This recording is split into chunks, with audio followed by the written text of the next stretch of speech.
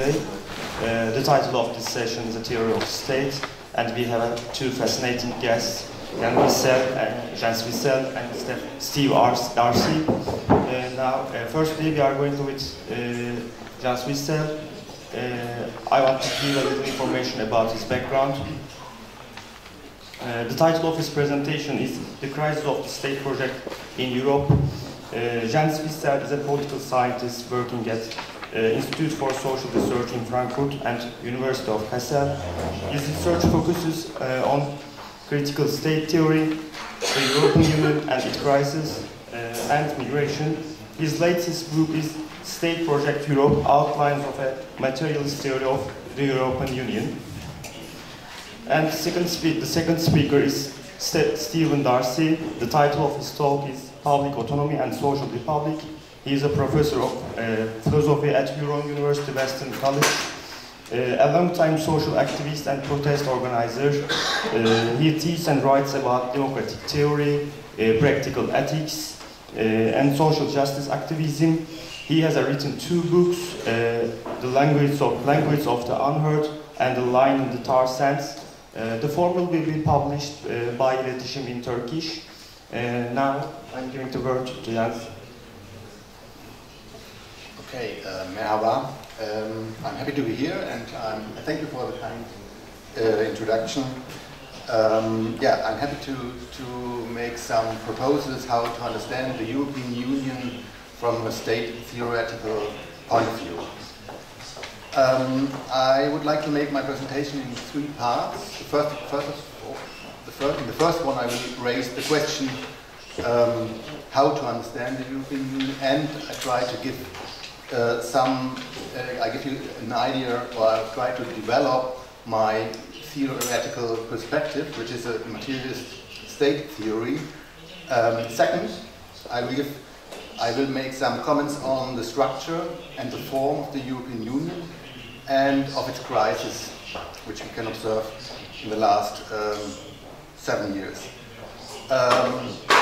And at least I will make some, or try to make some conclusions, some unfinished ideas, which we maybe can, or I hope, hopefully we can discuss later in the discussion.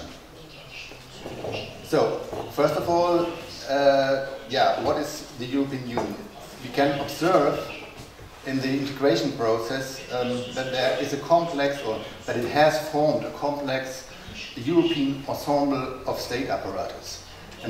And it consists national apparatuses, European apparatus like the European Court of Justice, the European Commission or the European Central Bank, and a huge number of European agencies, and depending on the policy field, also international apparatus like the WTO, the IMF, the NATO, and so on. And it also relies on a dense network of institutions that aim to organize political and economic interests at a transnational level. This network consists of think tanks, publishing houses, and a huge number also of foundations. From a critical standpoint, or from a materialist perspective, the Neo-Gramscian school has analyzed the European integration process that as an elite project, or a project of different European elites, against the backdrop of a global trend toward neoliberal constitutionalism. The European Union became, from the mid-80s, an important supporter of a Europeanized fraction of the capitalist class, showing first signs of transnationalization. This development was a result and the emergence of the competition state, or let's say the neoliberal hegemony, which we could observe since the mid-80s. It is also manifest in the formation of a European power bloc, or a new European power bloc, for which European and transnational institutions are of increasing importance. This power bloc is based on the instance of a political institutionalization at the European level. Yet it is not clear how to understand this, I think, There is a form of confusion how what we can observe at the European level, since it is clear that it's not just trade or just cooperation of different national states.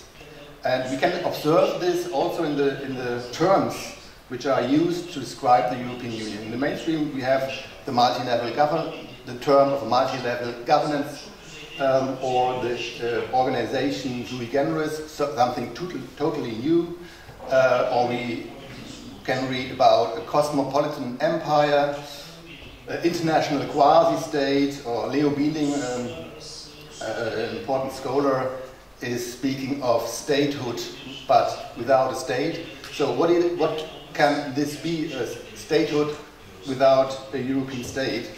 And maybe one problem is, or a lack of research could be that the Neo-Gramscian school of international relations have rather a class theoretical or elite theoretical perspective, and it is not really clear how to understand the European Union from a state theoretical point of view.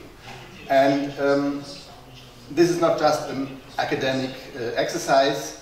I think if we are talking about the state structure, the structure of the network, which we can observe of a European ensemble of state apparatus, then we are talking about how domination is organized in Europe, and we have to know how domination is organized to think about alternatives and to organize our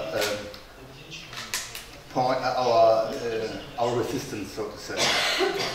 Okay, so I will start now to give you some ideas about my theoretical background, and for those who knows this kind of debates, I am coming from Gramsci, Polanza's, Jessop, and here, so to say, and my view, which I want to develop, is heavily influenced by those authors. Due to the time I have, I just can give you some comments. Maybe you can deepen this in the discussion.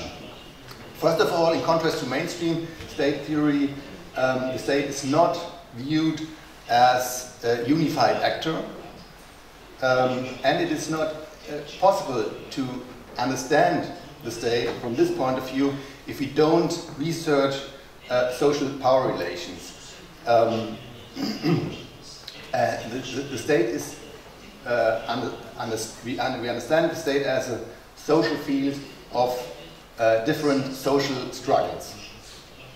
That means the state represents a material condensation of social relations of forces, which also means, or which also includes, international constellations of forces. So if there's something like a globalization, then this changes these kind of relations of force, and there is an internalization of global relations of force in the members, in the national states. The individual apparatuses are linked in a special form with the social relations of forces, and as a result, the state has to be viewed as a complex ensemble of competing power and decision-making centered within and between state apparatus. Accordingly, this ensemble consists of a multiplicity of diversified micro-policies. So, from this standpoint, or from this perspective, even the national state is a highly complex and heterogeneous building, which only appears to be a unified dispositive of power. At most, it can, under specific conditions, become such a dispositive at the internal and at the international level. One precondition is the existence of an instance of coercion separate from social forces, and the absence of direct use of violence in economic transaction, which facilitate the processing of the contradiction of capitalist societies, which are divided into classes and pervaded by gendered and ethnicist relations of domination.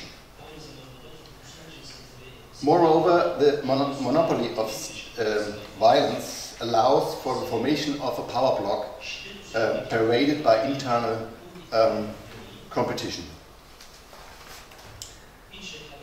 So, in a variable game of compromises within the power bloc and with subaltern forces, the relative autonomy, which is also a precondition of the state, the relative autonomy of the state emerges vis-à-vis the fractions of the power bloc. Just as the state in its entirety, individual apparatuses are characterized by a specific structural and strategic selectivity, which ensures that not all interests develop at the same degree of political forces. The relations of forces within a political formation do not enter into the state as they are, but they are transformed, or they have to conform to the materiality or to the logic of the various state apparatuses. A second important precondition to speak of a unified actor, or something like a unified actor, to speak of a state like a unified actor, consists in the assemblage of the individual state apparatus into a unified state. Its unity is not based on the formal structure, but on hegemonic struggles, social struggles, and with the outcome of a hegemonic state project. These social struggles, these disputes, are about establishing which apparatuses are in the leading and which apparatuses are in a subordinated position. And we could observe this in the last 30 years. There are a lot of changes in the hierarchy of the state apparatus in almost every industrial state. All these kind of state apparatuses which were linked to the Fordist class compromise, they are going down in the hierarchy. Meanwhile, those apparatus which are closely linked to international capital or finance capital, like the finance ministry and the central banks, are going up in the hierarchy of the state apparatuses. If the assemblage of the various apparatus in the state projects are successful, the state can determine the terrains and the form of the disputes between social forces in the social formation. So, what does this mean if we want to understand the European Union? I think it could be of interest to also look after the scale debate in radical geography, which can offer insights into spatial constitution of political power and the production of space. According to this kind of scale debate and to materialist state theory, or the debate about the internationalization of the state, the national states within Europe and the individual apparatus go through a process of political and economic restructuring that cuts across various scales. In this process, as I said before, quasi-state apparatuses belonging to the European Union have emerged, like the European Commission, European Court of Justice, European Central Bank, and the internal structure of the national state apparatus has Europeanized. Every ministry of those member states, ministries, has a European department, for example. The European has now its own currency, a common foreign policy, and a common security policy, even if we know that it's fractured. The institutions of the European External Border Agency, Frontex, which were created in 2005, has created something like a European border regime, even if we know that it's weak, but it is in construction, it is there. And this means, or this shows us that there is something like a European statehood, even if we can't speak of a proper state because of internal fractions and a lack of coherence, and of course because there's no European monopoly of violence, neither one of taxation at the European level. However, with the legislation of the European Court of Justice, the national domestic monopolies of violence have become a part of the European constellation, at least meanwhile they are following the court decisions. So I think we can see the European Union as a new state project, more specifically, or in reference to the scale debate, as a state spatial project in whose terrain a new scalar structure and hierarchies between state apparatuses emerge. This concerns both the European and the national states apparatus. The relationships between the position of the various apparatuses are fairly flexible. They result from a constant process of negotiation. Notwithstanding the dynamic of this new state project, there is still no clear consensus on the hierarchy of scales in the European Union. As a result, the European Union and the national and European apparatuses are not only pervaded by social contradictions, but also, and to a stronger degree, by the competition between the different scales and the different state projects, national state project on the one side and the European state project on the other side. So, at the European level, the terrain on which political projects can be established are more flexible than at the level of the national state. Actors involved in social struggles, including institutions, tend to engage more frequently in form shifting and scale jumping. That means that the actor can change the terrain of conflict if favorable to them, from, for example, from the political to the juridical field, from one institution to another, which means form shifting, or from the national scale to the European scale, or to the transnational scale, which means scale jumping. And this constellation has at least two effects, or two consequences, so to say. First of all, the flexible reconfiguration of national state apparatus and European-like apparatus leads to the emergence of specific technologies of power. This in turn tends to strengthen informal modes of political decision-making, so to say, a backdoor policy. Thus, results in the creation of distance between national populations and the center of decision-making. So the resultant political configuration in Europe has reinforced, at the expense of the subaltern forces, the structural selectivity inherent in the European ensemble of state apparatus. This, on the one, is one of the reasons why the legitimacy of the European Union means very brittle. Second, form shifting and scale jumping are practices problematic for the internal cohesion of the European Union. After all, their prevalence suggests that political conjunctures and tactical calculations determine the institutional level and context of decision-making. Under such conditions, it is impossible to create a clear consensus on what represents the terrain of a certain conflict. Moreover, the autonomy of the European Union vis-à-vis the large member states, and accent on the large, remains limited. In fact, the European Union is dependent on their cooperation. There are strong indications that it is almost impossible for the European Union or European Union institutions to make political decisions directed against their interests. So far, the European Union remains an elite project, despite the fact that the European Commission put considerable effort into the creation of a European civil society. The latter has remained weak and dominated by powerful private economic actors. Consequently, the European Union lacks a key terrain for building asymmetrical compromises with the subaltern. It's a lack.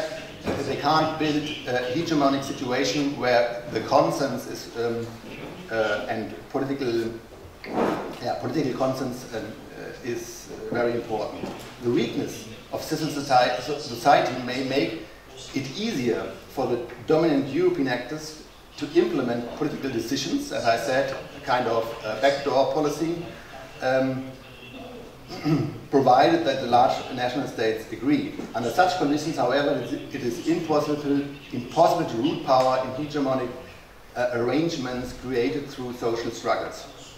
This also means that the European Union lacks, quote, Yelkenci, the structure that is resistant to the catastrophic eruptions of the immediate economic factor like crisis, depressions, and so on. End of quotation. And this means this means, or one consequence is that an economic crisis is translated almost directly into a political crisis. And we can absorb the absence of a European civil society or a European public debate and all this kind. We can observe all the time in the situation of crisis, that all the interpretations of the reasons of the crisis, of how to come out of the crisis, etc., are on the national scale and are very nationalized.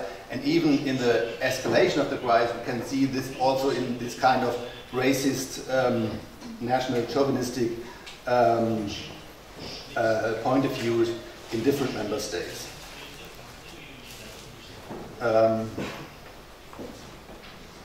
So, moreover, the European Union is not only exposed to powerful private actors and their lobbying activities, but also to a considerable degree dependent on them. The European Union has a low degree of autonomy vis-à-vis powerful social actors, and that means that these apparatus are hardly able to organize a coherent policy in situations of crisis, because it's impossible to formulate a long-term strategy, and it is impossible to act against powerful private actors like, for example, the finance industry or the finance markets, whatever. This lack of hegemonic coherence of Europe leads to an unstable constellation. Especially in situations of crisis, as I said, it is often difficult to find a common position. The institutions and apparatus of the European Union can hardly bypass this fundamental difference in the European Union, maybe with the exception of the European Central Bank, and maybe it's not a coincidence that the European Central Bank is the most powerful European apparatus. As I said it before, thinking about the hierarchy between the different apparatus, the central banks became, I think, in many states, the core of in the hierarchy, are in the core of the hierarchy of the national, and in this case, in the European ensemble of state apparatuses. In situations of conflict, the European Union and its institutions are often unable to perform as a coherent actor, and as a consequence, these institutions are in situations of crisis sidelined by the member states.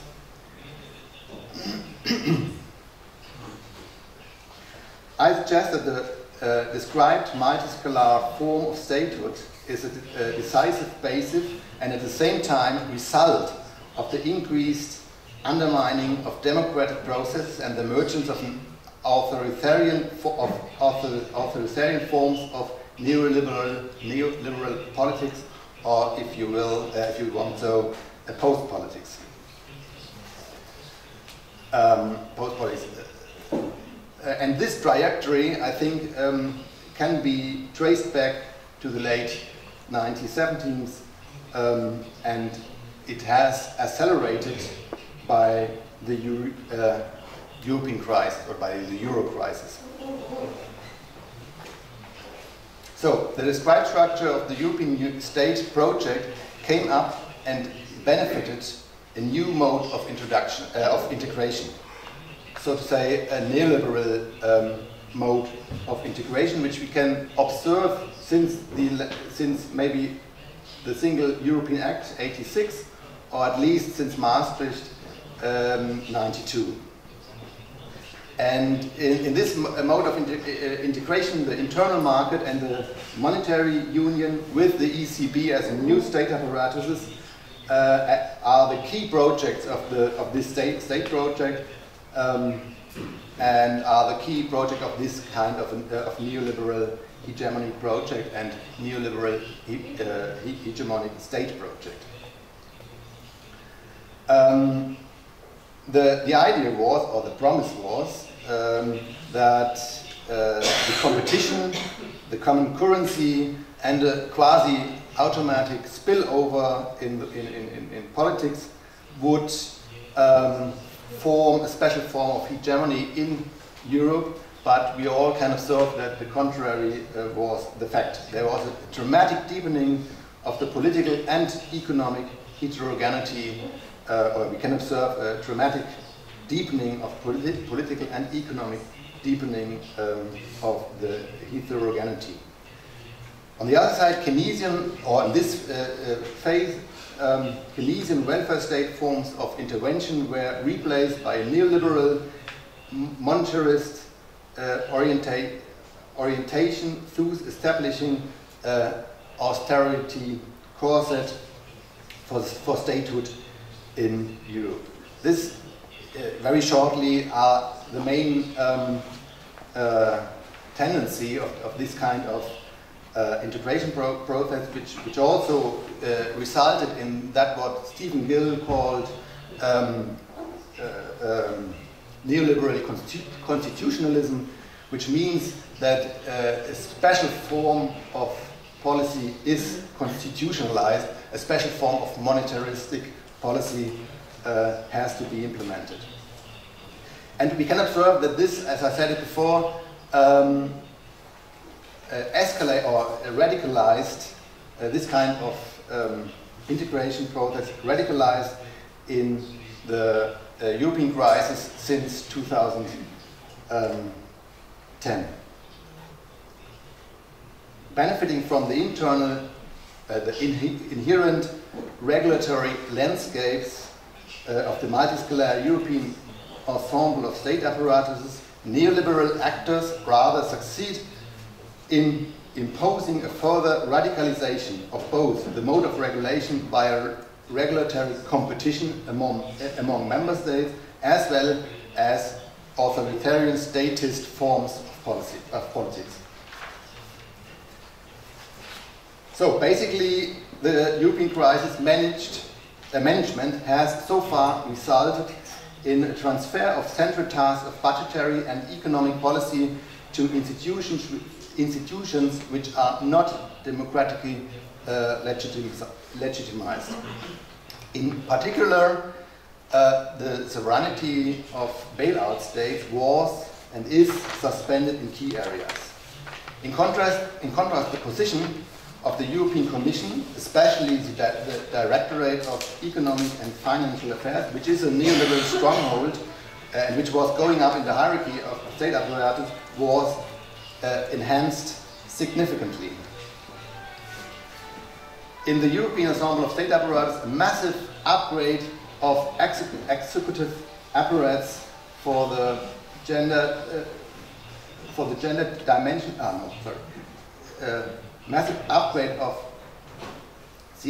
executive apparatus is currently at work, and we could also observe that the Parliament was totally sidelined in the process of, or in the crisis management. And this also, keeping in mind the flexibility of this kind of state, ensemble of state apparatus, the Parliament as a state apparatus with a less degree of selectivity of interests for subalterns was sidelined and going down in the hierarchy of these apparatuses.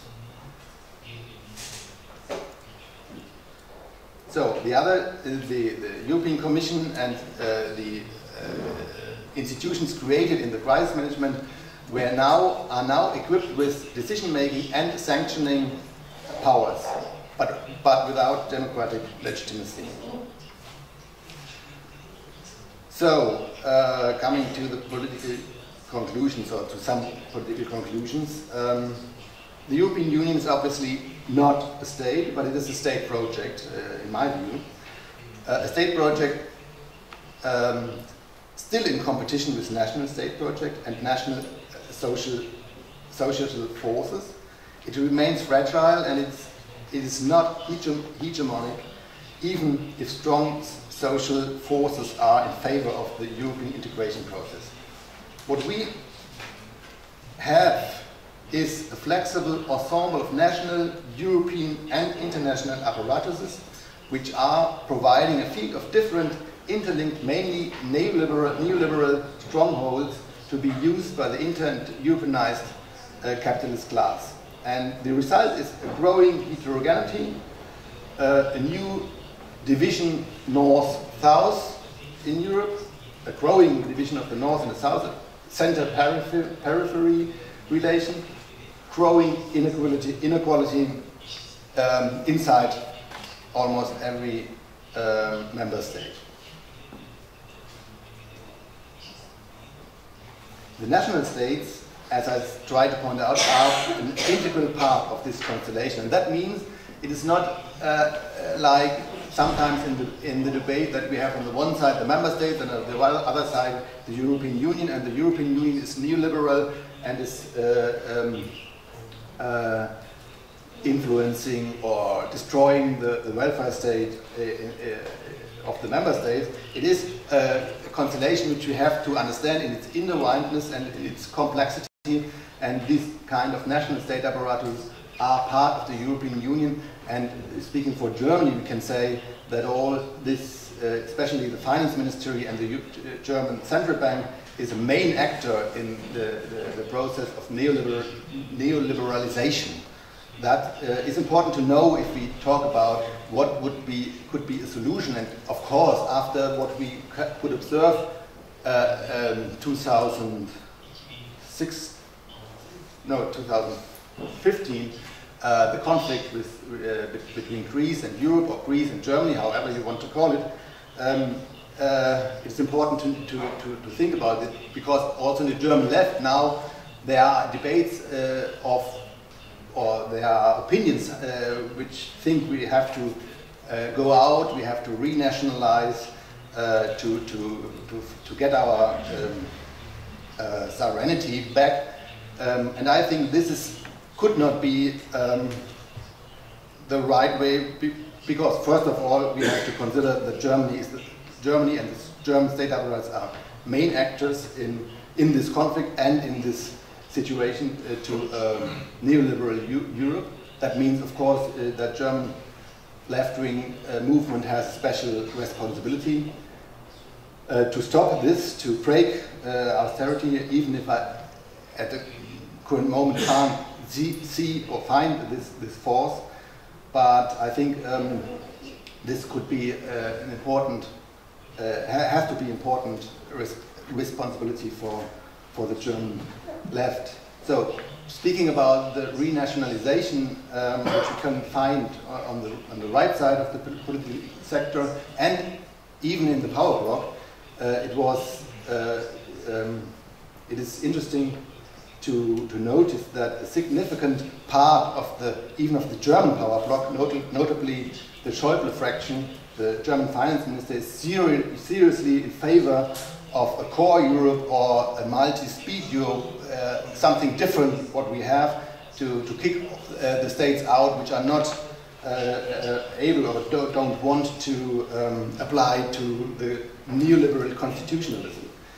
So that, on the one hand, we have in the core of the power bloc this position, and we have a significant but smaller part which is openly for renationalization. We could observe this in the UK, in the United Kingdom, with the Brexit, where part of the power bloc wants to go out. And we have to remember that neoliberalism is, at the very beginning, in Europe at least, with Thatcher, was a liberal movement, but it was also a chauvinist and national movement. In the second elections, Thatcher could save her position by a war against for the small rocks near Argentina. So we have to remember that this is not very, that at the beginning this coalition between conservative national parts of the society and neoliberalism is not something curious, but it is a possibility. So I think we have a fraction in the power bloc. One side is pro-European, but authoritarian, and the other side is against the European Union, and this differs in every member state. So we can observe political polarization in the member states on the right side and on the left side. On the right side, national, racist, and in some member states even fascist movements are growing, and on the other side we have some very interesting movements which are requiring real democracy, like in Spain, the 15M movement, like some new parties like Podemos coming out from this, or the rebel cities in Spain.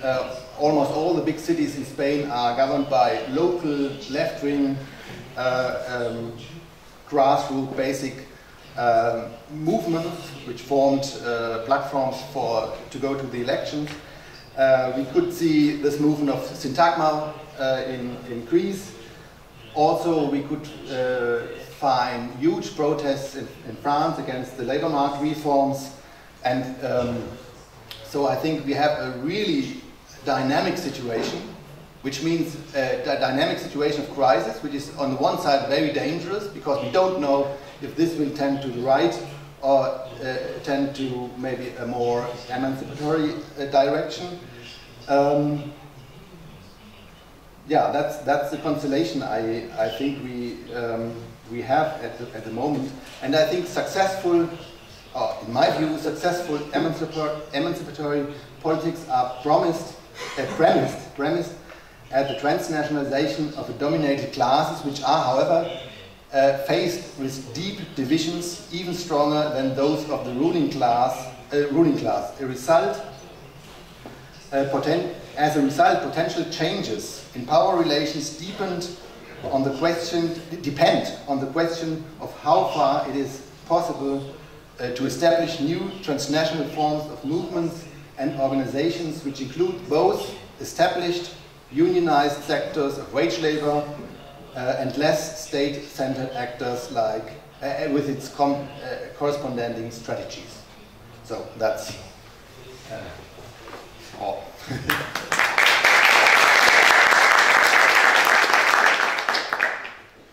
Thank you, Jens. Now I'm giving the word to Devlet Teorisi, and he will be talking about public autonomy and the social republic. Thank you. First, I just want to say how happy I am to be here and in this beautiful building at this important time in Turkey's history. The classical Republican ideal of a self-governing association of equals, in which a vigilant citizenry wards off the threat of servitude and upholds the principle of popular sovereignty, has in the past 2.5 centuries been embraced by political movements around the world, on every continent and across a broad ideological spectrum, from east to west, from left to right, from secular to religious, and from democratic to authoritarian. But the very feature of the Republican ideal that encourages its widespread embrace, namely its flexibility and openness to multiple interpretations, threatens to deprive it of any substantive meaning. Regimes founded on slavery have been just as willing to identify themselves as republics as have regimes aspiring to institute robust forms of social equality and economic democracy. Islamic states have called themselves republican just as forcefully as self-described socialist republics have done. Does this indicate that republicanism lacks any determinate content? It's hard to avoid the conclusion that the concept of a republic and the republican tradition itself have been so diluted and degraded as to be almost useless. No wonder then that even some of republicanism's former defenders, like Michael Hart and Tony Negri, have turned against the word, opting instead for alternative labels for positions that they had once been willing to call Republican. But those who propose to abandon the term republicanism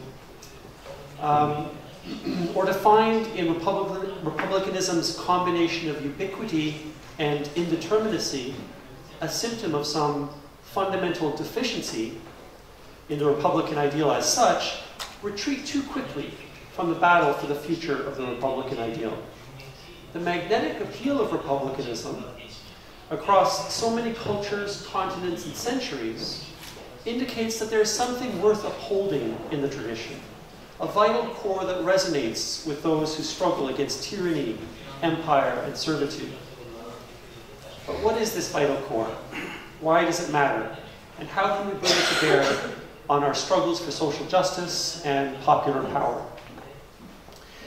Today I want to sketch an argument on behalf of a social and socialist republicanism that breaks in important ways with much of what republicanism's most prominent and influential academic defenders, especially, depict as the tradition's central features.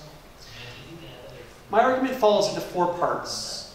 In the first section, I ask whether the project of revitalizing republicanism within the grassroots anti-systemic left has any point to it in a world where the term has been so cheapened by overuse and misappropriation by tyrants. In the second section, I try to situate my project in the context of the present impasse of democratic politics, focusing or emphasizing the situation in the North Atlantic countries of Western Europe and North America, but hopefully in a way that has implications globally, notably here in Turkey. In the third section, I outline my proposal to reinvigorate republicanism by means of a triple shift, a shift in republicanism's scope, its valence, and its social location. And finally, I conclude by highlighting the ways in which republicanism is and is not in continuity with the traditions of the global anti-capitalist left, although I will probably skip the fourth section for the sake of time. Okay, my first section is called Why Republicanism? To many people, the project of revitalizing republicanism will seem pointless. After all, it may not be obvious that the complicated debates about the tradition's history and content have any important relevance to our present-day political concerns. In particular, it may seem difficult to relate republicanism productively to the social movement struggles of today's anti-systemic left. This holds especially for versions of republicanism that stand in the closest proximity to liberalism. And the term itself is so tainted, as I suggested already, by unfortunate association with tyrants and tyrannical regimes that call themselves Republican, that there's a disincentive even to retain the very word. But I believe there are some important contributions that republicanism can make to an anti-systemic left politics, and 3 of them in particular I want to talk about. The first thing that republicanism can offer us is an ethical orientation that systematically undercuts the corrupting temptations of opportunism.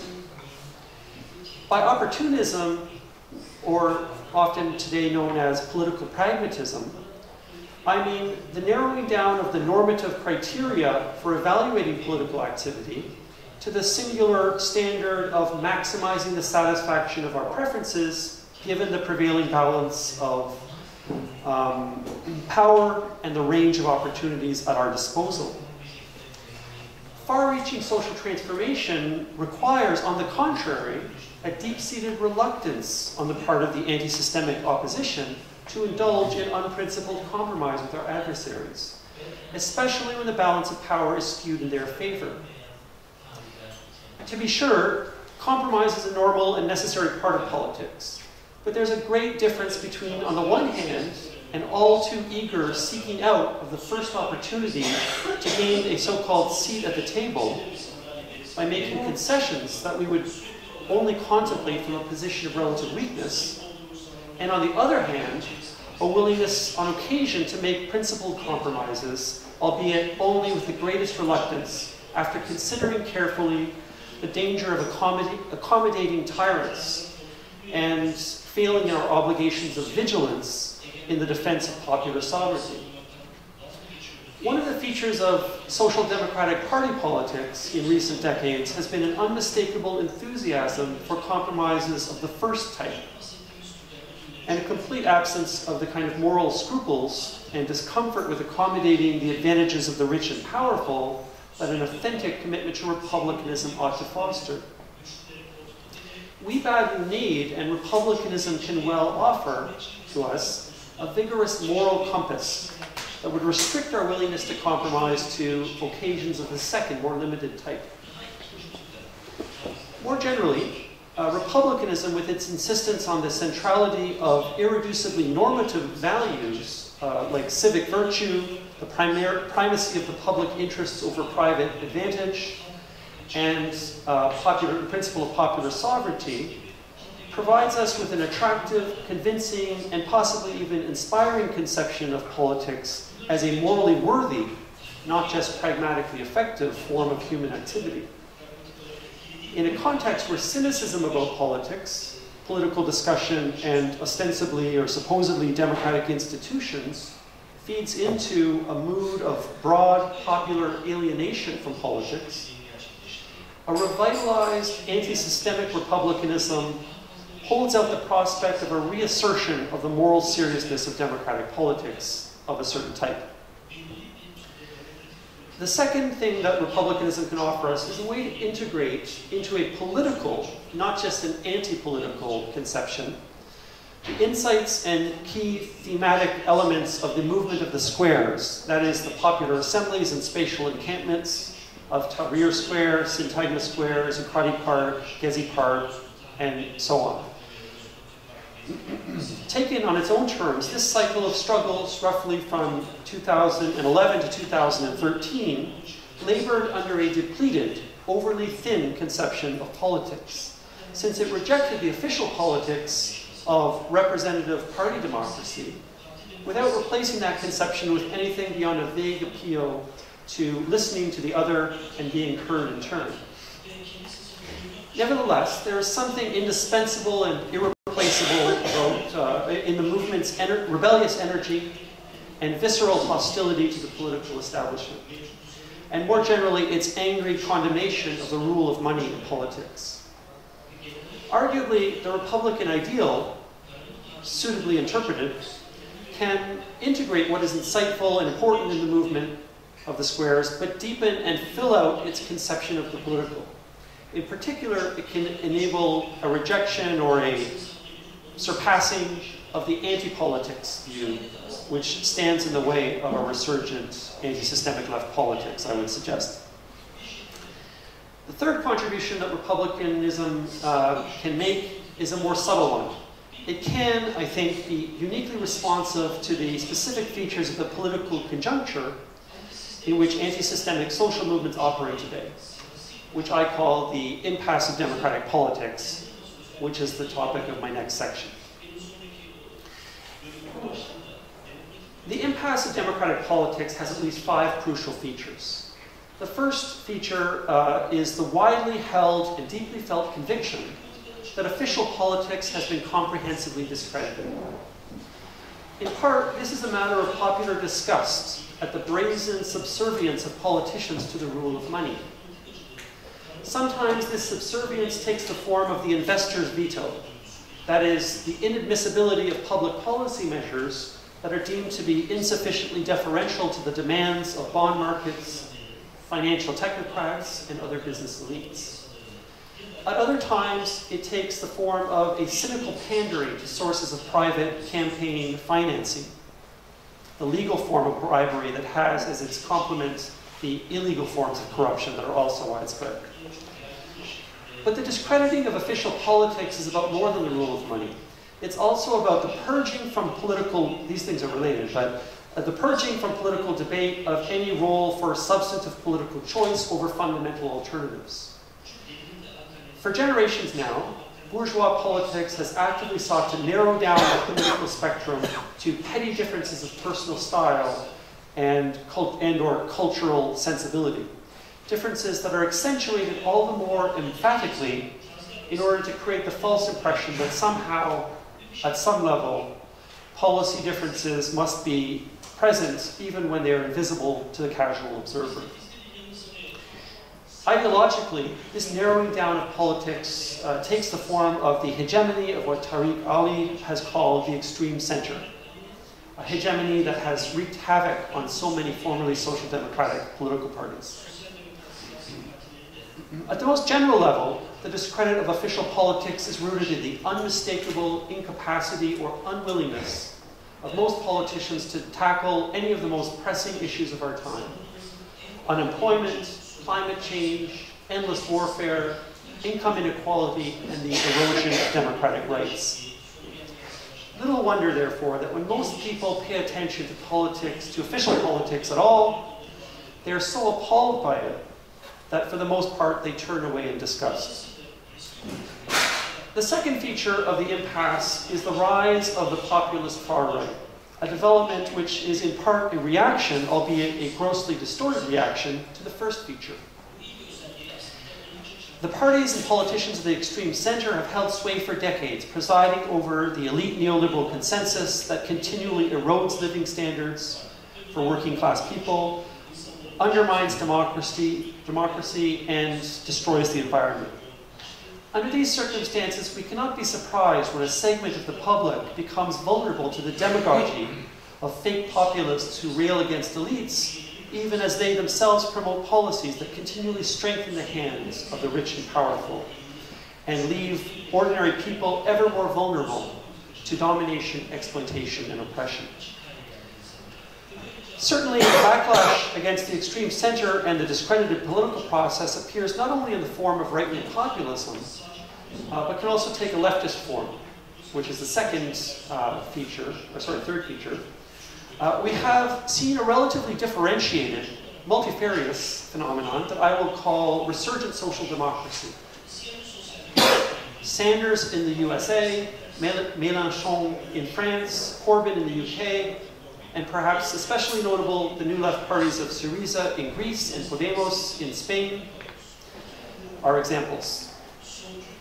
Although not all of these leftist electoral responses to the crisis of the extreme center can be called left populist at the level of explicit policy orientation, it is arguable that their resonance and dynamism, when it exists, is rooted primarily in a left populist appeal, that is to say, in a backlash against elites. In itself, this resurgence of a more robustly left-wing version of social democracy is a positive development, especially when its message connects with voters. The problem, however, is the pervasive failure of these left populist alternatives to extricate themselves from what I regard as the strategic dead end of resurgent social democracy. The anemic, that is to say weak, response or reaction of these currents to pushback from the ruling class, most starkly in the case of Greece's Syriza, whose catastrophic and humiliating collapse in the face of EU and European central bank intransigence has had the disastrous effect of lending credibility to the right-wing populist claim that even left social democracy is hand in glove with political and economic establishments. It has to be said, too, that the claim that social democracy works closely with the establishment is one that centrist social democrats have spent generations trying to substantiate, which is one reason why right-wing populism has had such an easy path to power. The left response to widespread popular disengagement from official politics has not been limited to the project of resurgent social democracy, however. The more grassroots combative parts of the left have also responded by helping to build dynamic social movements in the streets. And this is the fourth feature of the conjuncture. These include the movement of the squares, which I mentioned before, but there have been several other dynamic and bold movements coming since 2013, including Black Lives Matter in the USA, Idle No More in Canada, the anti-water charges movement in Ireland, Nuit Debout in France, and the 6-month student strike in Quebec. In some of these cases, important concessions were won, by the movements. And some of the worst attacks on working class living standards and social rights were successfully repelled. However, in none of these cases were there any transformative policy breakthroughs, even remotely comparable to those achieved by, for example, the US Civil Rights Movement in the 1960s or the feminist movement in the 1970s, which is admittedly a high bar. The sense that even militant mass protest tends to fizzle out in the face of either authoritarian repression or an impenetrable wall of elite intransigence and unresponsive systems of power fuels the perception, and indeed confirms the reality, that democratic politics are in crisis, not only in the halls of official politics, but even in the streets and the squares. There is finally a fifth feature of the impasse of democratic politics, one which doesn't change the contours of the crisis, but ratchets up the intensity of the popular perception of crisis, and in some cases feeds into demoralization and despair.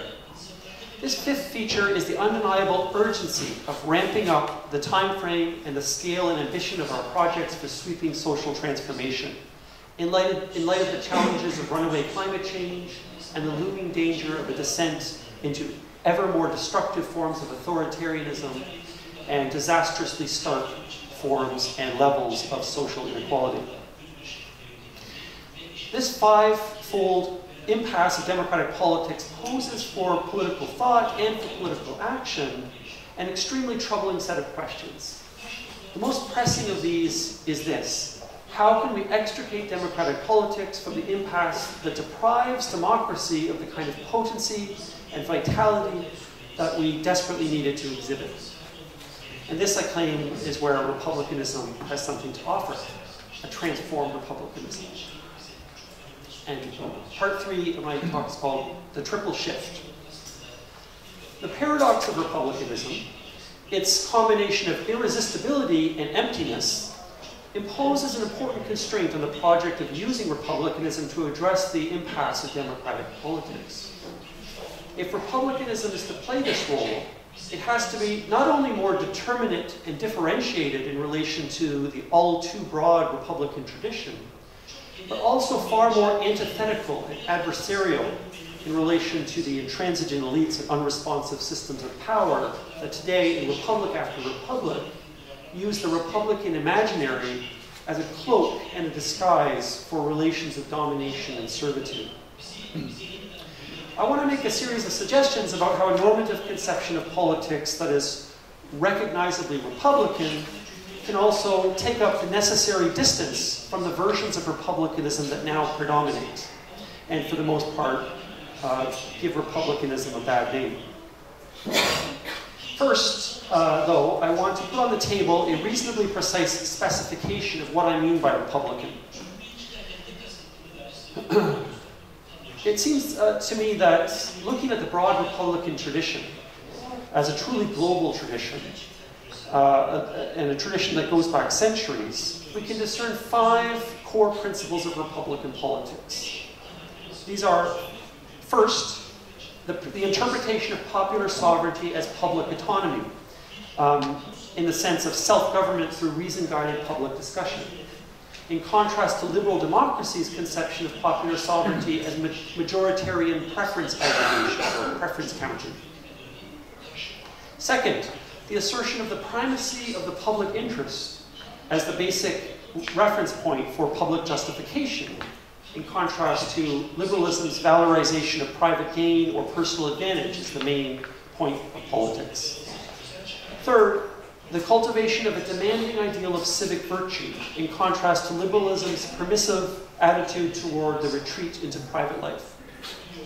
Fourth, the acceptance of the legitimacy of citizen militias, in contrast to liberalism's demand that the state should have a monopoly of legitimate coercive force. And fifth, the instituting of a separation of powers, in contrast to a variety of views on the left and the right that insist on the centralization of power in the hands of a unitary state. These 5 principles can fairly be described as the classical model of republicanism. Although I regard my socialist republicanism as basically antagonistic toward most versions of republicanism, I do not challenge any of these 5 points. Instead, I want to shift republicanism in decisively important ways without allowing it to lose its basic shape. Let me try to explain. My basic strategy for constructing an anti-systemic left republicanism is to encourage a triple shift. A shift first in the scope of republicanism, from narrow to broad. Second, in the valence of republicanism, from positive to negative. And finally, third, a shift in the social location of republicanism, from state institutions to social movements and forms of working class self-organization. On the basis of this triple shift, all 5 principles of republicanism can be retained, but in a new mode, responsive in importantly distinctive ways to the impasse of democratic politics. So let me start with the matter of scope. For most of its history, and certainly in the minds of most of its present-day defenders, republicanism has been taken to be narrowly political in scope. This narrowness has held sway from the ancient Roman Republic, as theorized by Polybius and others, right up to our own time in the so-called Republican revival, associated, at least in English-speaking academic circles, with the names of the Irish philosopher Philip Pettit and the English historian Quentin Skinner. In this narrow interpretation of republicanism, it's very precisely a doctrine of civic life. That is to say, participation in public affairs, where publicness is understood in terms of government and law. But at least since the radical egalitarian 18th century social republicanism of the French revolutionary Gracchus Babeuf, and arguably since the commoner republicanism of Gerard Winstanley and the Diggers in 17th century England, there has existed also a countercurrent of republicanism that promotes a broad scope interpretation of it. If Babeuf and Winstanley were among the founders of this broad scope republicanism, it was arguably the Paris Commune of 1871 that really saw broad scope republicanism come into its own. And in the 20th century, it was particularly influential in the Irish and Russian revolutions early in the 20th century. In any case, historical background aside, what is at stake in our own time in the debate between narrow and broad scope republicanism is whether to regard it as a doctrine of law and government only, or also, and crucially, a doctrine of public autonomy in the social and economic domains as well. The principle of popular sovereignty, which in republicanism takes the form of public autonomy, entails that the people rule themselves, that they live by laws that they give to themselves. But does this apply also to the norms and laws of the economy? Or are these fundamentally a private matter, as liberals claim? Insistence on the distinction between public and private domains, and on the exemption of the private domain from the authoritativeness of democratic republics, has been a central feature of liberalism. Some would say the central feature of liberalism. But Republicans too, especially negative liberty Republicans like Pettit and Skinner, tend to concur with liberals on this point. So much so, in fact, that a central theme of their work has been the difficulty of substantiating the claim that their republicanism is something other than a strand of liberalism, of egalitarian liberalism, in short, a re-articulation of Rawls.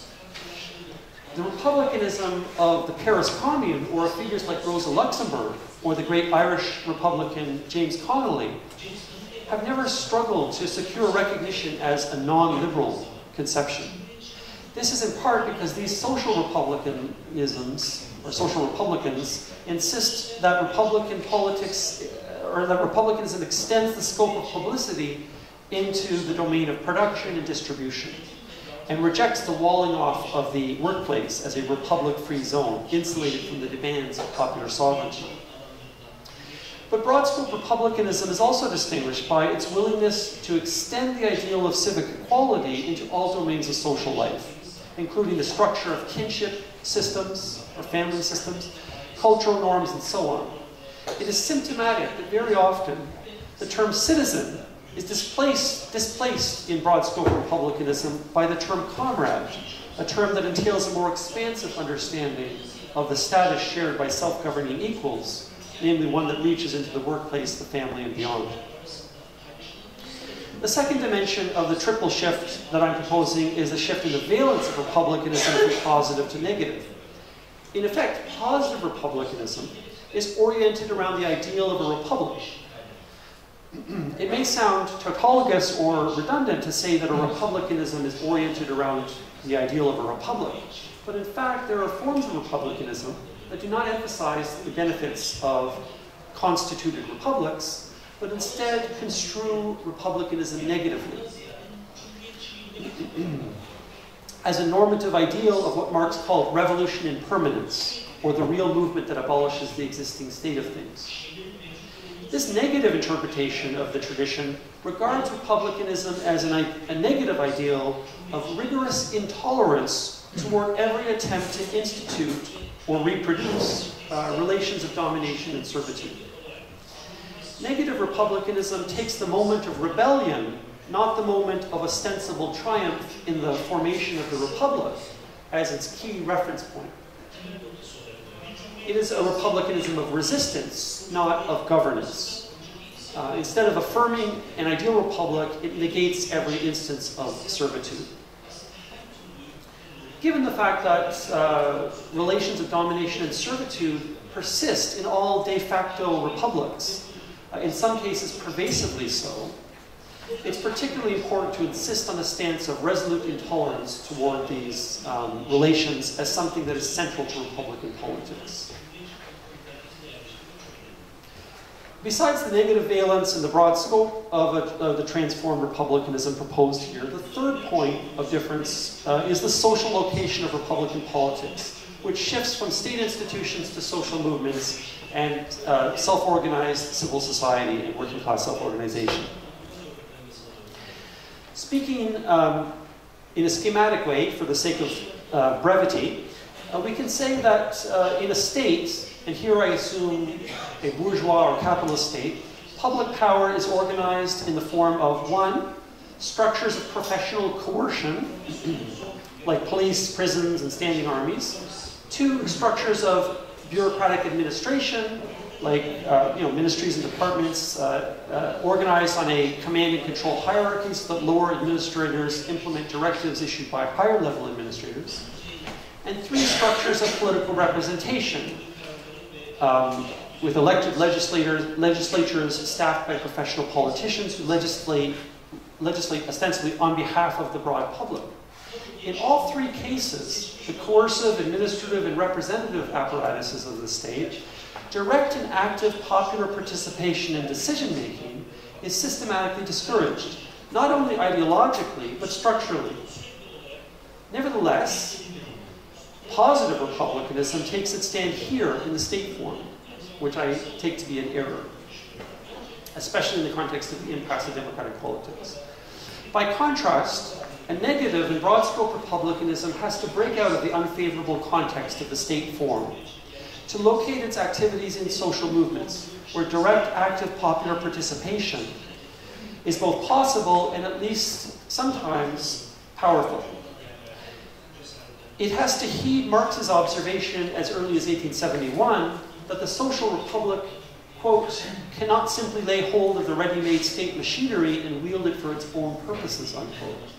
Because this is not a quotation, but my interpretation, because the state is specifically constructed to serve as a barrier to popular sovereignty, not only at the level of content or public policy, but also at the level of form or institutional structure. The state form's pervasive reliance on professionalism of the army and police, of bureaucrats and of politicians, signals its strict rejection of active participation by ordinary working class people in directing public affairs. By definition, and by the relentless confirmation of historical precedent, in a state, the broad populace is to be administered and governed, rather than being the government. In contrast to all statist conceptions of democratic politics, anti-systemic republicanism insists on rooting Republican politics in the movements of the exploited and the oppressed. Labor movements, anti-colonial movements, women's movements, anti-racist movements, anti-war movements, and pro-democracy movements, for example. I'm going to skip my section on the contours of anti-systemic republicanism and go straight to my conclusion. This normative ideal, anti-systemic social republicanism, contrasts starkly with the quasi-liberalism and a conciliatory attitude toward capitalism typical of civic republicanism. And yet, due to its concern to reject servitude, to uphold social solidarity and popular sovereignty, and to demand the exercise of civic virtue, this conception is located squarely within the broad Republican tradition. The fact that social republicanism is not statist, but an anti-statist view, is no doubt its most controversial feature. For some, the idea of a politics that tries to root itself outside of and against the state form is unsettling. No doubt it assigns to social movements and working class self-organization a massive burden and responsibility.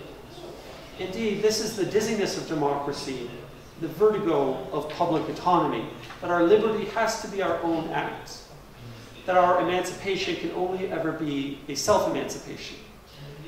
Scary or not, it is upon this idea that anti-systemic social republicanism stands or falls. Thank you.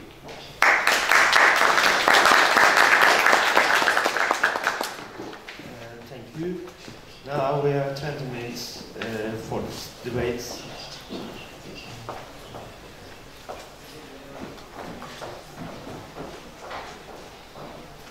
Tartışmak için bir 20 dakikamız var diye bir de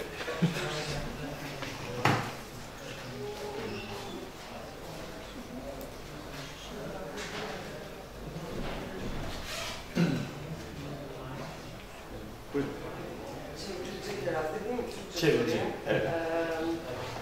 Çok teşekkürler iki konuşmacıya da. Darcy'ye sorum. Bu cumhuriyetçiliğin imkan, özellikle otonom yapıya daha doğrusu daha eşitlikçi çünkü bizim kulağımıza gelmesi lazım sizin sesinizin.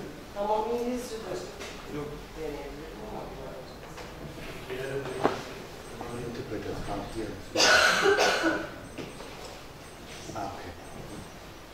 Bu özgürlüğümüz bizim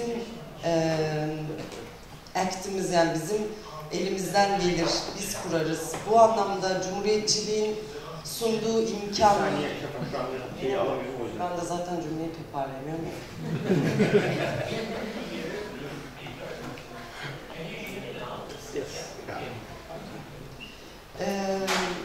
Cumhuriyetçiliğin sunduğu imkan alanında, sizin tarif ettiğiniz cumhuriyetçiliğin, şiddetin yeri nerededir? Bir imkan olarak aslında tam da bu bildirinizin sonunda da, yani giriş kısmında, abstraktın sonunda da söylediğiniz eşitler arasında kendi kendini yönetme pratiklerinin oluşturulması amacı olarak tarif ettiğiniz bu imkanın vücut bulmasında şiddetin yerini nasıl görüyorsunuz?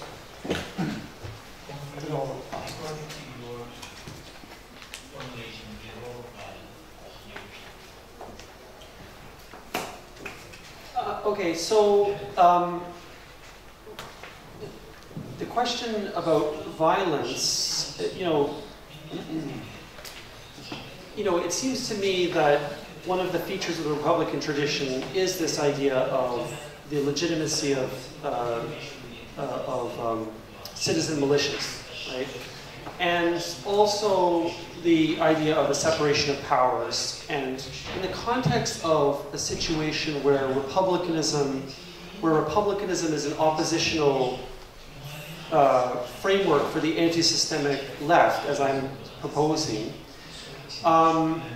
the question of violence, I would locate it in the context of the legitimacy of citizen militias and the so-called separation of powers, or the idea of dual power, right? So the question really is how to establish forms of popular self-determination, democracy, radical democracy, not only in a political sense, but in an economic sense, and in the way movements operate and conduct themselves. The question would be, does that have to be defended? And do we have the capacity to defend it, right? So if there's a situation of trying to, if democracy requires, as it so often does, some kind of dual power relation of antagonism to the state, being outside of and against the state, then the question is, well, how does a social movement or a cluster or a group of social movements that want to establish democracy, self-determination, and need to defend it against suppression, need to defend it whether against sort of fascist paramilitaries or something like that, or against the police and the legal system. Do they have, you know, my view is absolutely republicanism provides a framework for understanding the legitimacy of citizen militias as ways for citizens to ward off the violence, protect itself against violence. And secondly, it explains the legitimacy of challenges to the state in trying to institute democracy against the opposition of the state. So my answer in short is, I think, you know, it's not so much a matter of offensive violence, but of using force to defend democracy against those institutions that might try to crush it. So I hope that answers your question. Başka soru varsa, arkadan bir soru var, önce onu alabilir miyiz?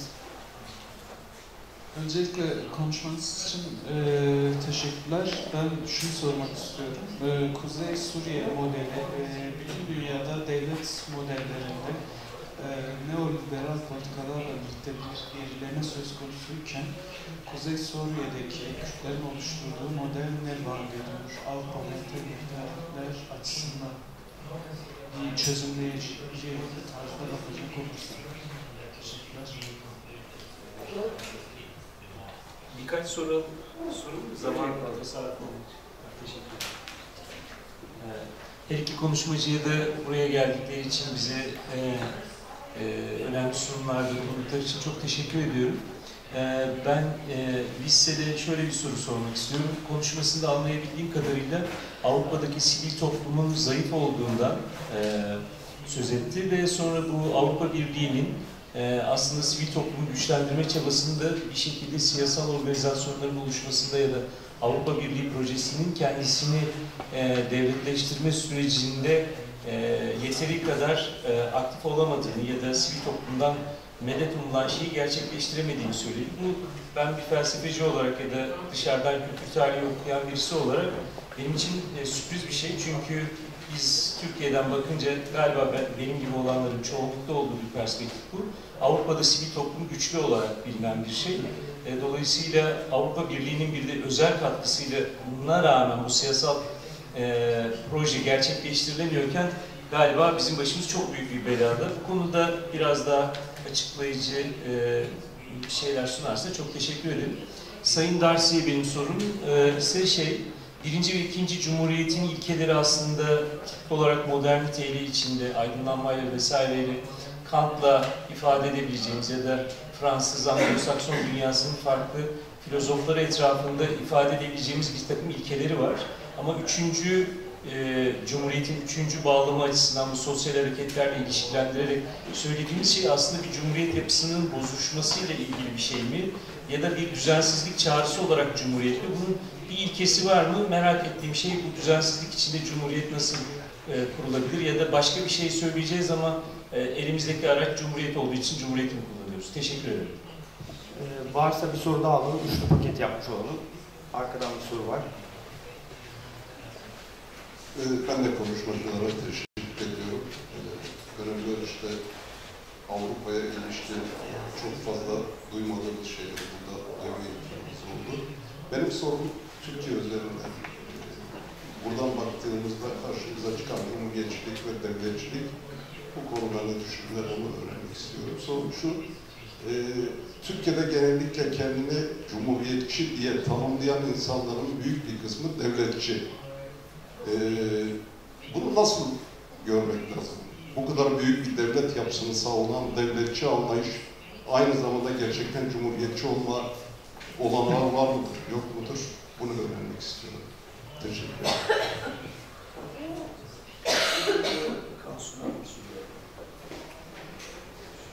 Kansu çok gelsin. çeviri için veriyoruz. Merhabalar. Önce Stephen Darcy'ye bir soru olacak. Aslında kısa bir soru. Anlattıklarınız çerçevesinde Cumhuriyeti bir hegemonya projesi olarak nitelendirebilir miyiz? Size soralım. Lisede ise 2 tane sorum olacak. AB'yi bir devlet projesi olarak tanımladınız. Bolivar'ın Avrupa Birliği'nin ölü doğan proje olduğuna dair bir makalesi vardı. Bu makalesinde kimi ülkelerin başat, kimi ülkelerin de tahakküm altında olduğunu söylüyordu.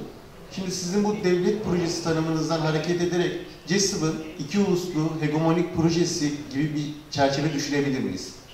Burada 2 uluslu hegemonik proje çerçevesinden düşünürsek devlet projesinin aktörleri bu başat olan devletler mi oluyor? Diğer bir soru, devlet projesinin, bu AB'nin krizinin yani devlet projesinin krizinin hegemonya projesinin olmamasıyla bir ilişkisi olabilir mi?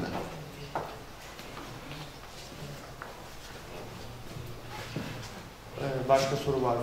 Varsa şurada bir arkadaşımız var.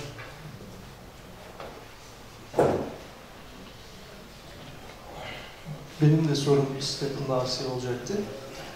Kendisinin sunumundan anladığım kadarıyla antisistemik cumhuriyet tarifiyle sistem karşıtı toplumsal hareketler arasında bir ilişki var. Eğer böyle bir ilişki varsa bunun devlet-yurttaş ilişkisi bağlamında yarattığı dönüşümü düşündüğümüzde antisistemik cumhuriyet vatandaşlığı gibi ya da yurttaşlığı gibi bir konum var mıdır? Varsa bu bağlantı hakkında kendisi ne düşünüyor? Bunu merak ettim.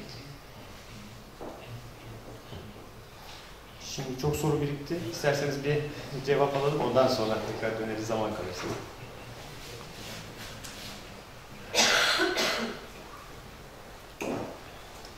Okay, so should I answer all the questions? Okay. All right, so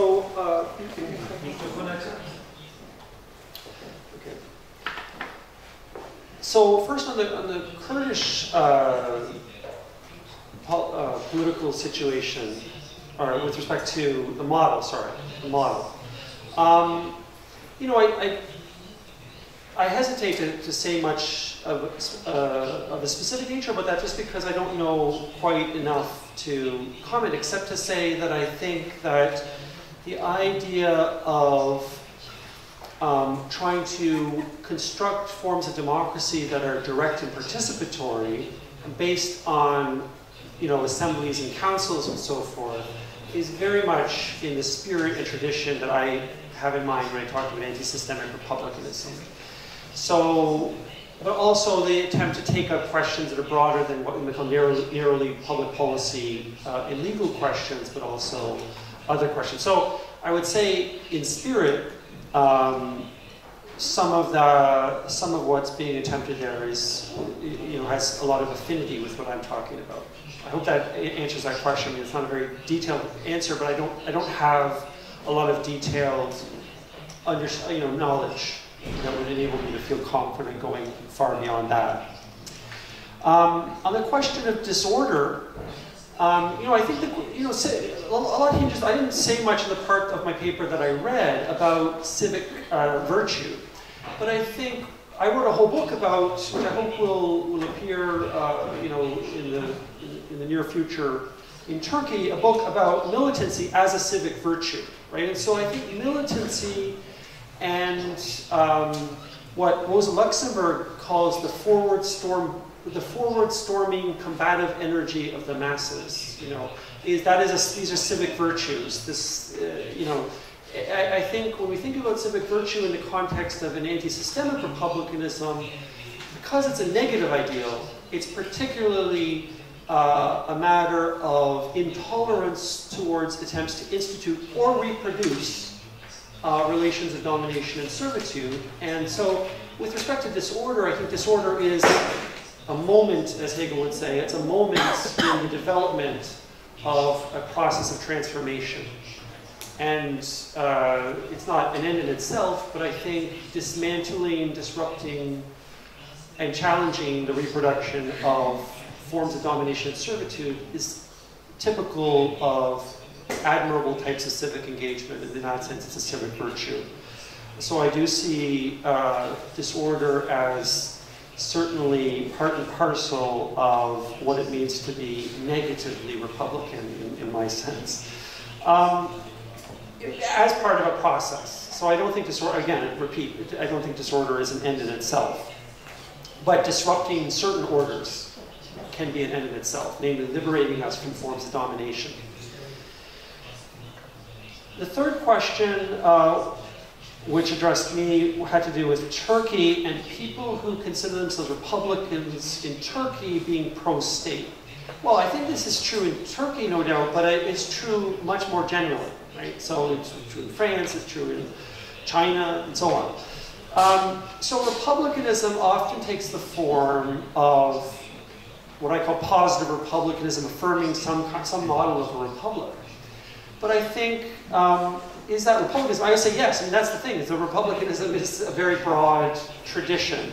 However, I think the type of, what I call the vital core of republicanism that's worth defending is not about defending any kind of state, but is instead about defending the possibility and, where possible, establishing the reality of people governing themselves as equals. And often that means seizing on this idea of separation of powers, often means some kind of dual power relation, some relationship of exteriority or outsideness and antagonism towards the state. And so, it's just a plain fact that some Republicans are enemies of other Republicans politically. And I think, the question of whether they're all Republicans, I think, yes, they all draw on elements of this Republican tradition. But how you draw on them is the crucial question. And I think there are these sort of contradictions or cleavages within the Republican tradition that I think have to be attended to. You can't nobody can really be in favor of all Republicanism, because that would be an incoherent and self-contradictory set of politics.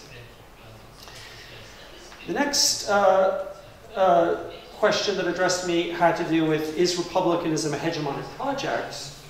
And my answer to this is to say that when oppositional movements, or an anti-systemic left, which sort of implies a sort of cluster of movements, pursues a Republican course, as so often has been true. The Paris Commune is an example. The Irish Revolutionary period during and after World War I is another example. And there are many, many examples. But what, when republicanism is the framework for the construction of an anti-systemic left, it is an attempt to, or it can be an attempt, to draw people into a shared project of overthrowing some form of domination, right? So a great example, I think, as I mentioned already, is the Irish Revolutionary period, starting, I suppose, around 1916 and continuing until the early 1920s, where there was an attempt to construct an alternative legal system, a sort of anti-systemic legal system called the Dáil courts, or the assembly courts. There was a provisional government, or whatever you want to call it, but it was an assembly that operated outside of and against and it was sort of a clandestine, underground, so-called government. But it was obviously against the actual government. So there was a sort of parallel and oppositional legal system, a parallel and oppositional ministries, and so on.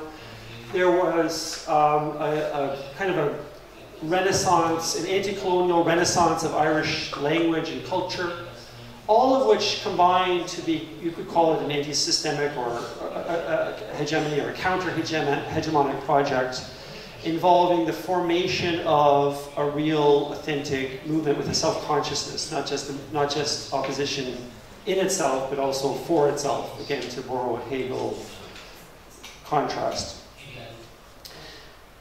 So my answer is yes, in that sense of hegemonic. If we're going to draw different things, this sort of the language movement in Ireland, the legal system, and so on. Citizen militias, oppositional militias, and so-called Irish Republican Army. and so on, into a coherent challenge to the state. Not just the state, into capital, I would say.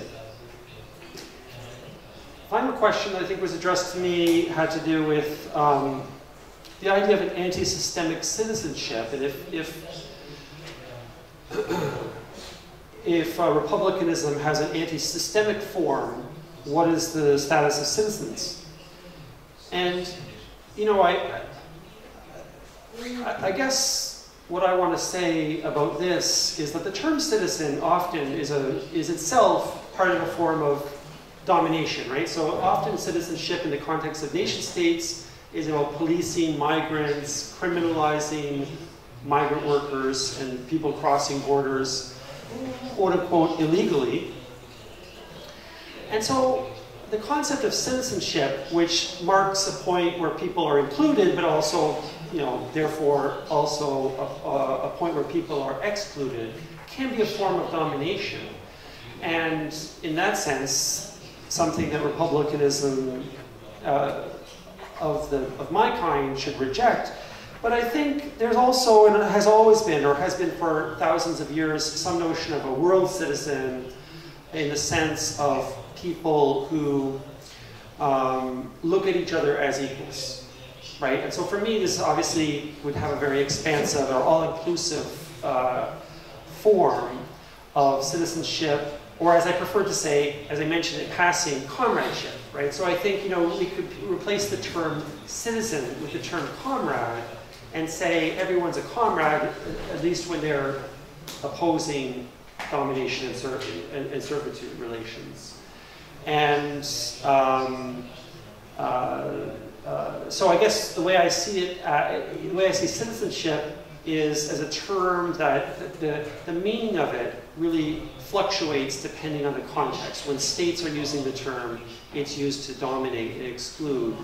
But when we use it in the context of global citizenship, again, it raises a lot of questions about how we interpret that, but ideally, comradeship is a kind of sense that people have a status as an equal alongside whom we fight and on whose behalf we stand in solidarity. Right? So it's really about relations of solidarity in opposition to domination and servitude. Okay, we'll start with northern Syria or Rojava. Yeah, I'm not an expert in that, of course, but as a leftist, I'm following this, and I don't know, but it is probably the most interesting project since the Spanish anarchist revolution, in my eyes. That's what I know, and it's the only light in the region I can see. So that's my short answer to the question in northern Syria. Second question was about the weak civil society and the question that from the point of view of Turkey, or from the Turkish point of view, you look to a strong, or you have the impression of a strong civil society in Europe. And in a way that's true, but we have 27 civil societies. We have a German, French, a Greece, a Spanish, and the Italian, and so on. And the difference is we have no European, so we have no European view. We have no European interpretation of the crisis. We have no European interpretation how to come out of the crisis. And this has consequences. At the moment of the escalation of the crisis, you have national views, you have national chauvinist answers, and you have this kind of clash.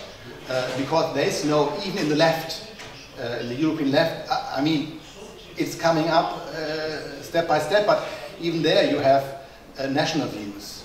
And I think it is important, I'm talking about civil society in the Gramscian sense, which means a field where asymmetrical compromises are created and where power relations and force is all the time there. It's not a term of civil society like maybe Habermas it has, but it is one which tried to understand how the bourgeois or the capitalist state organizes consensus. And we can find, or in the question how to understand the European Union, we can find that there is no civil society in this sense, and this has certain consequences. You have, on the one hand, what I tried to point out, this flexible ensemble of state apparatus, which is favorable for neoliberal actors to act,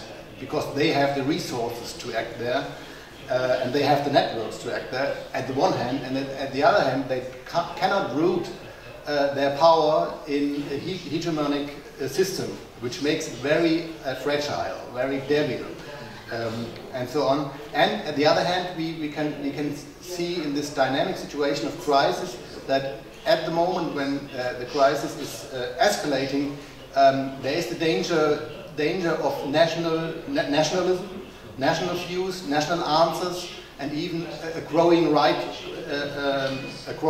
in the different member states, because they can pick up this kind of national view, national chauvinistic ideas, and give simple answers to the problem, which is not so simple. Yeah.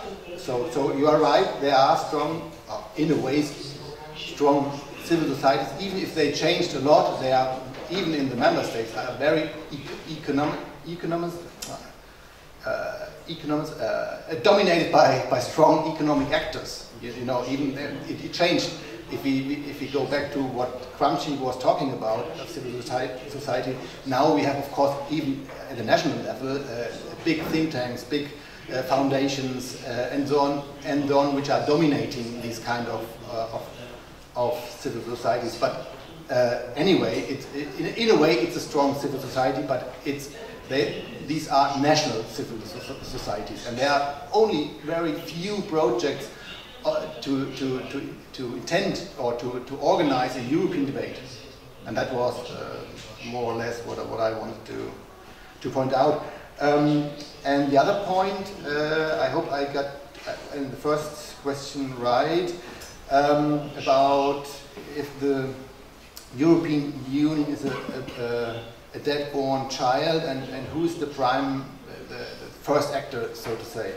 Yeah, that's a difficult question. I think, indeed, we could observe very clearly in the crisis that the national member states, the big national member states, and in particular Germany, moved in a new position, in a new and stronger position.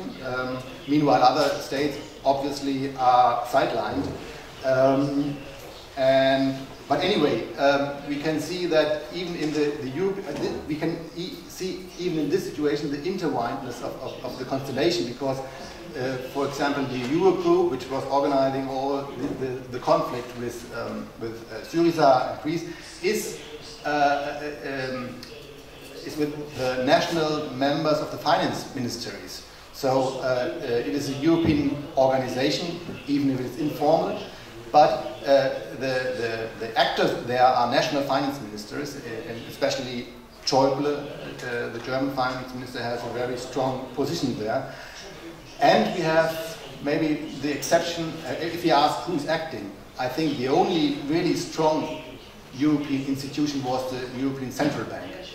But also the European Central Bank has national central banks in its committee. So it's really intertwined, and it is a way for the dominant class to organize this kind of informal policy and to sideline the parliament. And talking about the European Union, at the moment, I'm not very optimistic. But anyway, it's a really dynamic situation, and I said this is a dynamic situation, and crisis could be very dangerous because it could shift all to the right, to the political right. But it is also an opportunity for left-wing interventions, and even if I can't see at the moment a force who is able to stop this kind of neoliberal institutionalism, this kind of austerity policy, we could see, and Steve was talking about that, we could see strong movements And if we look how these movements came up, then we can see that it was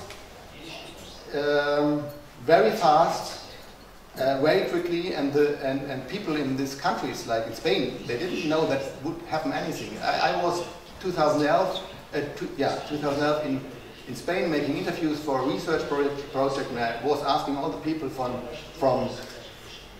Izquierda Unida and trade unions and so on, what is about the general strike, what can we expect of a country with this long tradition of rebellion and strong trade unions and so on, what's going up. And this was some weeks before the new movement in Plaza del Sol in Madrid was coming up. And all these people were very good informed, and they said to me, you can expect nothing. People are afraid, people are individualized, they are immigrating. In Spain will happen nothing. It's totally destroyed. And the general strike was a failure. We would not say this in public, but I can tell you we expected much more, and we are finished. And some weeks later, thousands of new people were in the squares, and there was a huge shift in the power relations in Spain, and we can still see this shift today. And what is important, I think all these movements, even if the official news and so on say they are Euro-critical, but this, or against the European Union or whatever, this is not the case. They want a different kind of European Union, but they don't want to go out. This applies for Syriza as for Podemos. And so I think from emancipatory perspective, we have to break this kind of neoliberal constitutionalism, we have to break austerity policy, we have to show alternatives, and we have maybe to think about a post-Fordist welfare state, something new, something which get us a possibility to come out of just defending welfare states from the past, to go forward. And I am afraid, I don't think that this kind of renationalization, which some prefer, could lead us to any point. And I think what we could observe in the UK was clearly that all the debate about going out of the European Union raised up national positions also in society. And that's dangerous. Yeah, I don't know if I answered. No, you have had a second question. I didn't get the question, so... Tekrar sorayım. Mikrofon var çeviri için. Yeah. Avrupa Birliği'nde devlet projesinin krizi aslında hegemonya projesinin olmamasından mı kaynaklı?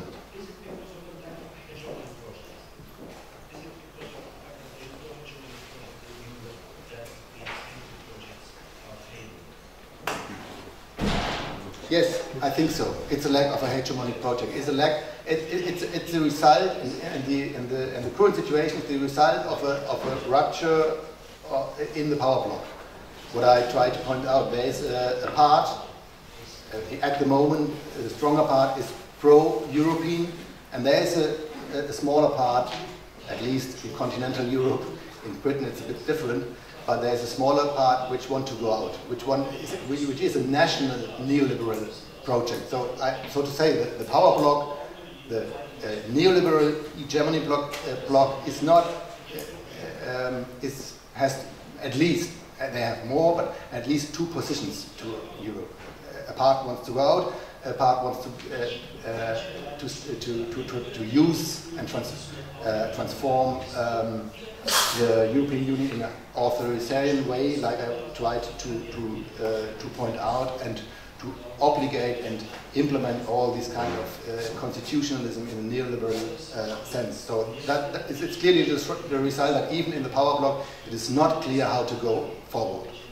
There's a rupture inside. And this is in every member state different. As we could see in Great Britain, there's a strong, all the time there have been a strong part against the European Union, and then we could see that this part is growing. But even in Germany, there's the right side, a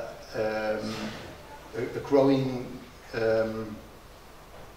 part of the power bloc which is against.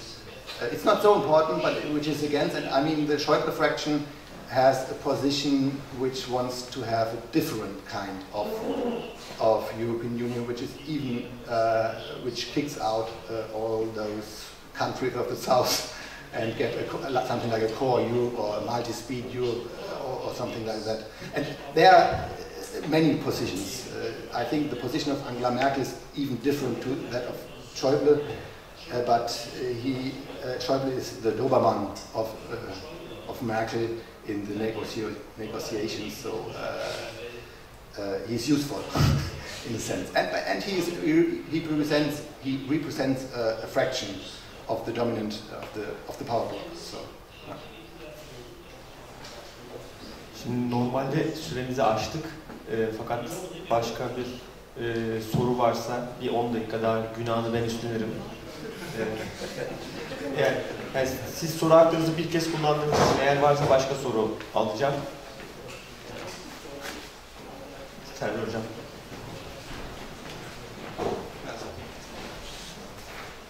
Thank you for speakers. Actually, I have a question for Steve. It's a quick question, and it's about one of, I would say, the historical components of classical republicanism, which is not included in your 5-point list, and that is a particularistic identity formation, which is related to civic virtue, of course, and it's usually premised on a sort of patriotism or civic religion, or, as in the Irish case, some kind of nationalism.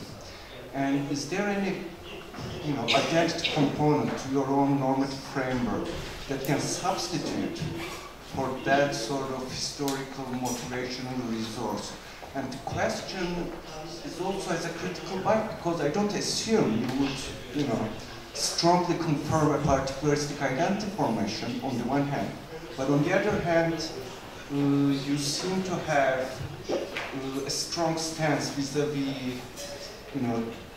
the liberal repertoire for the universalistic, source of a different identity formation. And the question is about how would you cope with the tension within your own normative framework? How would you cope with or grapple with that kind of tension?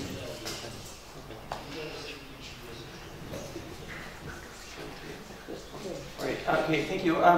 So, I guess what I would say about that. So you're right that I wouldn't want to affirm some kind of particularistic identity formation as a vehicle for, let's say, motivating people to struggle in solidarity with each other. Right. So there has to be, as you say, it poses a problem about what is the basis of solidarity, if not a particularistic commonality. Right. And I think the basis for solidarity, it has to be obviously something that motivates people.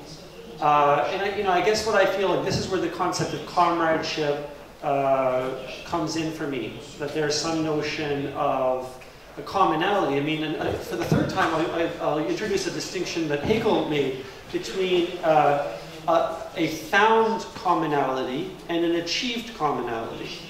And the idea of an achieved commonality is a commonality that doesn't predate and motivate struggle together, but emerges from the experience of struggle together, right? And that type of achieved commonality can be established by solidarity. So a solidarity that might be initially pragmatic can become, as it were, ethical in a stronger sense than just a pragmatic, I need your support, and so I'll support you on a pragmatic basis.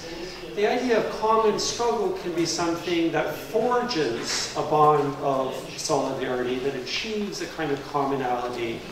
And I think this is part and parcel of what social movements have the power to do.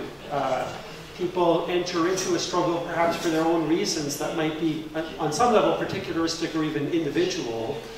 And they might find, though, that experience of standing by each other in the face of attacks, in the face of obstacles, can forge a bond of solidarity based on some kind of common notion that we can be free if we stand together, and so on. So my, I guess, gamble or whatever is to say that the kinds of struggles that are needed to overturn relations of domination and servitude on a kind of systemic scale are the kinds of struggles that have the dynamism, the persistence, and the necessity to coordinate and collaborate that can be the sort of a sort of fertile ground for forging bonds of solidarity and achieve commonality.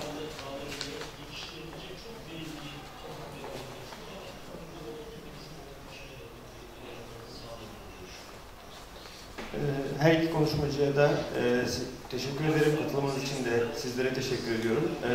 Saat 1.30'da Demet Dinler'in moderatörlüğünde Jacques Billet'in konuşmasıyla devam edeceğiz.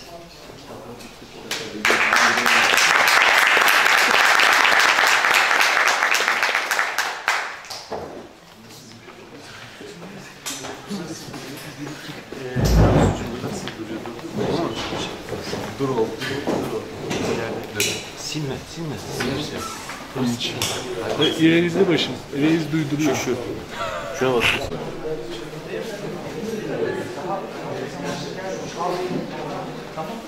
Bekliyoruz. Hadi.